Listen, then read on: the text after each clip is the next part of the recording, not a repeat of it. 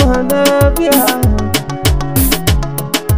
Allah ya samu gama lafiya. Allah ka samu gama lafiya. Allah ya samu gama lafiya. Da kai na fara ya Rabbana mamallakin fadin duniya. Da fara kai Najeriya, ilahu kai Tunusiya. Abin nufa da bukata kake tsare ni daga fadawa kaya. Idan na yi waƙar ne gama yarda ta zagaya duk duniya. Allah ya samu gama lafiya. Salati Allah kun shugaban halitta ni baban Fadima. Ira aminci ya Rabbana ga wanda ka yarje ya je sama. Da aligi da safai wa'anda da an ce annabi an gama. Da Fadima har da san har Hussein ka so su kawai ka gama lafiya. Allah ya samu gama lafiya.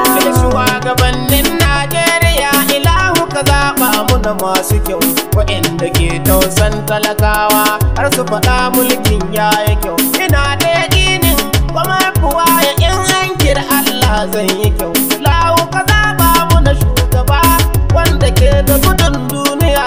Allah ya samu gama lafiya.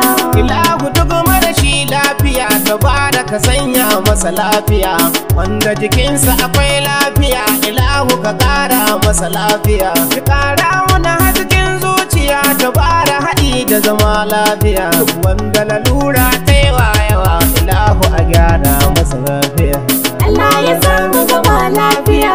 Matar da take a gidan mijinta ilahu ka ba su zaman lafiya. Gurin magidanci ya Rabbana ka ba shi abin gyarawar miya. Su kuma 'yan mata Rabbana ka ba su miji kuma mai lafiya. Dan ya zo da nufin su yi biki buɗe ƙofofi kulliya.